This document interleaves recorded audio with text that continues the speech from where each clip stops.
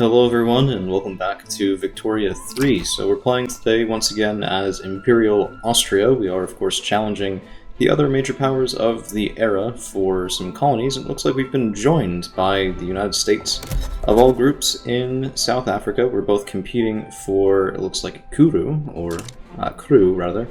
And we have increased our, colonial expansion rate, so that will be a nice thing to pick up. And well, we're losing money. We are working on some chemical plants, food industries, iron mines, and tea plantations, and we're also trying to get going with railroads. So of course, let's see where the motor factories are in here. They should be, right underneath the food industries. We have recently unlocked railroads and are now trying to research, it looks like, pharmaceuticals. So this is, of course, required in order to get some nice healthcare going, and that will help us with our population growth over time. Now, we do need to get rid of the Austrian aristocracy, so that's why we've taken that wonderfully timed event just right as we're getting started back up, and we can see the clout over time for the Austrian aristocracy has been decreasing.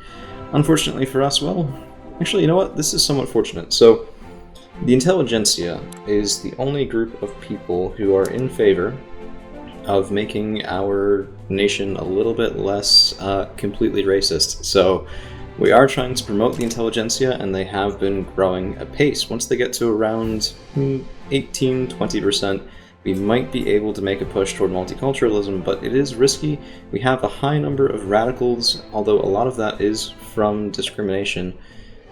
We're balancing it out a little bit. Standard of living has gone down somewhat recently, but that should be sorted out by the creation of more food industries, and I am pretty hopeful. So if we take a look at how the country is doing, our GDP has been racing to try to keep up with the growth of other great powers. So of course we did start pretty far behind France, pretty far behind Russia and Great Britain, and we are ever so slowly closing that gap. As I suspect, so in Ironman I can't switch to other countries to see how they're doing, but I suspect that our industrial capacity rivals that of our greatest competitor nations, I would say, at the moment.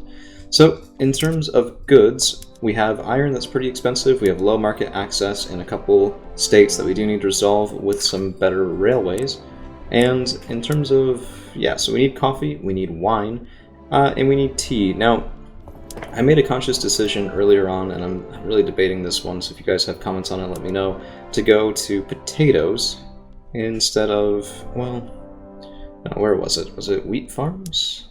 Might have been, yes. So we were producing lots of wine, and then I went to citrus orchards in order to handle the sugar and fruit crisis. But I don't really know about that. Our vineyards were actually taking off pretty well, and without them we are relatively reliant on other nations. So for example, we're going to have to buy some vineyards from the French. Now we are allied to the French, and that will be kind of alright for us to borrow some goods from them for right now, but should we ever lose that, it'll be a problem. So there's a push right now, this is interesting, to enact legal guardianship. This will increase our birth rate, but lower our, Canneries, hold on, but lower our workforce ratio, so it'll make us less productive, we'll get less in taxes and other sort of work out of our pops. The 5% birth rate is nice.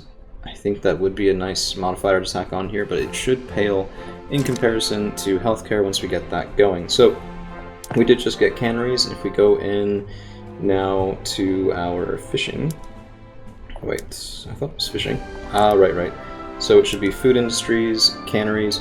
That will decrease the demand for, not decrease the demand, increase the supply of groceries on our markets. And right away.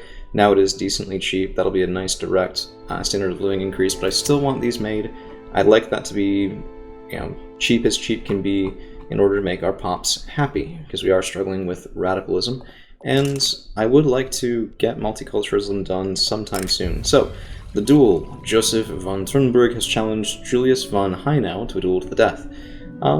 So it should be a chance that each one survives. We could ban dueling.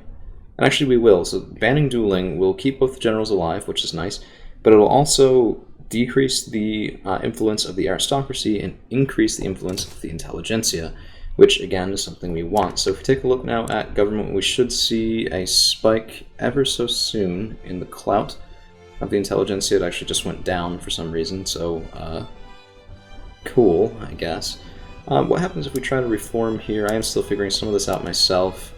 If we put the intelligentsia into power, we'll create some radicals, lose some loyalists, but not too many. And we can go ahead and confirm that. And then if we go into laws, 14% chance, cultural exclusion.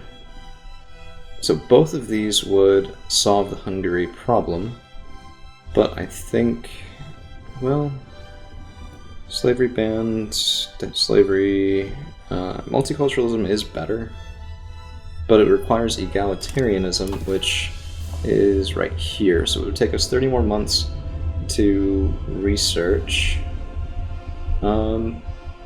We could do that. We could do that. It would be better. I don't really want to wait that long, though. I want to see what the response is if we try to go to cultural exclusion right now. So the Catholic Church and the petit bourgeois oppose. We'll radicalize the aristocracy. So with that. So with this. Okay, well, we're going to radicalize our strongest interest group, and that could well lead to revolution. Yes, revolution brewing. Yeah, no, we're not going to be enacting this anytime soon. No revolution, please. Don't overthrow the government, if you would.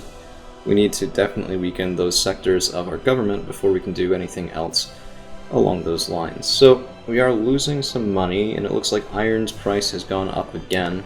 That kind of makes sense. We have a bunch of iron mines already queued, so that should hopefully take care of it. Tea is also queued up, and interesting, groceries spiked again. Okay, so we need more coal as well. Let's just keep that resource production going. Let's get as many coal mines as humanly possible, and if we take a look where they are, West Galicia, Moravia. I don't particularly love having that in Moravia. Let's put 5 more, actually let's put 10 more in West Galicia.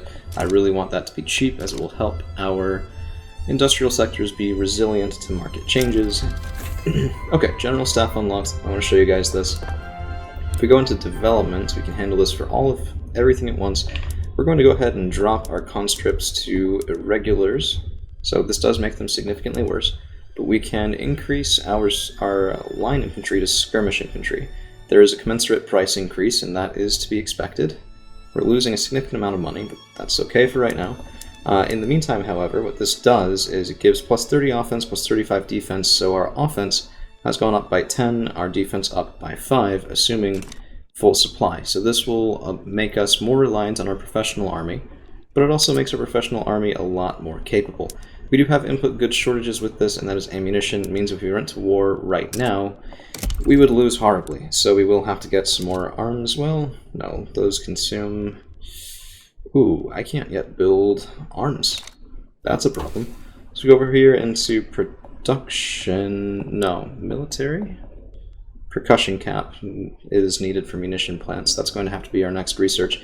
I wanted to return back over here and get Bessemer process and water tube boiler, but if we can't provide enough guns for our armies, we're going to have a problem. We've also lost the happiness of our industrialists, so they're no longer providing more money into the investment pool, which again hurts our economy. If we take a look at taxes, I don't want to raise these anymore, and it wouldn't even solve our problem. So we have too much production. This is kind of what I was afraid of earlier.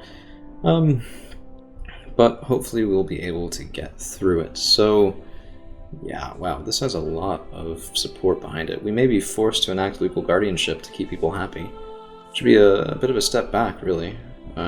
Not the worst one, because it's trading something for something else that is at least worthwhile, but okay.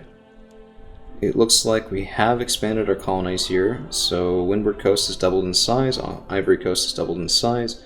All of this has gone forward. Now Great Britain is racing pretty well.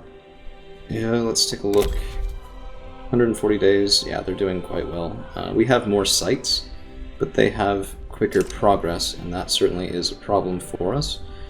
I think it is nice that we're getting the Austrian Niger Delta. pretty much to ourselves right now. That may not be forever, but banana plantations will help. Cotton plantations aren't that necessary, but sugar and tobacco would be very nice as well. And we may well encounter other resources here. We're already getting a couple units of coffee from those other markets, and let's see. Yeah, right now construction is the lion's share of our problem, so constructing iron mines would solve that, but I want... Jeez. Competing interests, man. That's the name of this game, is competing interests, and trying to balance that well. Needless to say, I have a lot to learn. Consistent theme on this channel, but I don't know. Better to know your limits than to have a tad too much pride. Yeah, so right now if we went to war, let's look at it this way. We got roughly a 20 to 30% increase in our maximum military capabilities, but because of the goods shortages that losing supply of ammunition caused, we also are taking a 46% penalty on its way to 50%. Right now we are weaker than we were at the start, despite improving our technology. If we wanted to import, we could import some ammunition, but we're not at war right now. It's not really necessary to do that. It would save us a little bit of money in goods from military buildings, so if we take a look there, we are spending 61,000, and a lot of that is on ammunition and artillery.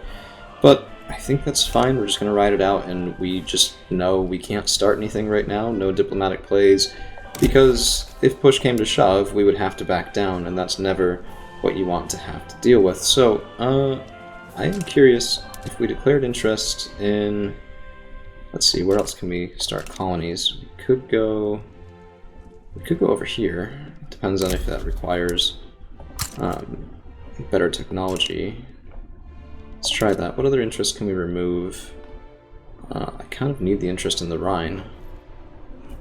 Interesting. I wish we had more places we could declare, frankly, because we have to keep North Germany. Do I even have a declared interest in Bavaria? I should, but that could be an issue if we don't. Okay, so let's take a look at the diplomatic situation of Bavaria. Customs union with Prussia, improving relations with France. Let's take a look. Okay, hold on. The UI here is still attitude toward Bavaria. France is protective of them. Okay. Attitude towards Saxony. Unknown factor, but Prussia likes them. We might actually be able to use the French to help us conquer Saxony and punish Prussia a little bit. But that's a matter for the future, once we have our ammunition shortage solved. It would also be nice to get a couple more battalions before we go after any sort of military expansion. I'm thinking maybe 350 or so thousand at the moment would be enough to provide some sort of robust protection against another major power joining in. Ethno-state. No, thank you. It's the opposite direction of where we want to go. 10% authority is nice. We could use that to... Actually, let's go into politics. I really don't like the influence of the aristocracy, so we're going to use 200 authority to start suppressing them. This should decrease their clout, and notably since they're one of the two interest groups that was really pushing for, revolution outright when we wanted to solve the Hungary problem, that should help us out. We are also increasing our loyalists as things got a little bit better with the creation of those grocers, and yeah, we need to solve a market access problem, but that can happen as soon as these motor industries are completed. We will start building railways in all of our states. So actually, let's go ahead and pop one into Vienna right now, and let's do another one in Bohemia just to get that going. And let's see, we have limited market access in Bohemia, Tyrol, Southern Transylvania. So Tyrol and Southern Transylvania should get the next couple railways. I want that to complete first, so we'll wait 2 weeks and then we'll add this in. It's a little bit of sketchy timing there, just trying to thread the needle with when my other factories are done, but it'll help us prevent outright economic collapse.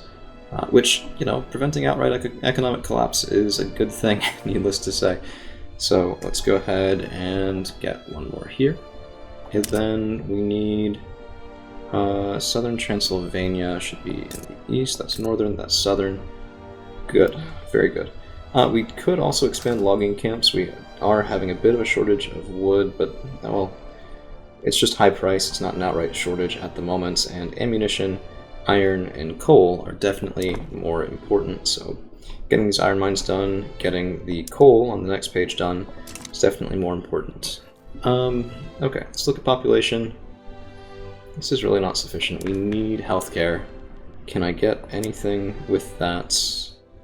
Okay, so we'll have 15% support and most people not caring once we complete pharmaceuticals. So in 6 months, we should be able to attempt to go for private health insurance, and investment of 2 into that would definitely help reduce our current mortality numbers, and also provide a bit more prosperity, higher standard of living to our people, which has hovered pretty much around the starting value, a little bit below it actually, since game start, so we're definitely losing ground there, but we're investing it in the future, right? Just try telling that to the person starving on the street.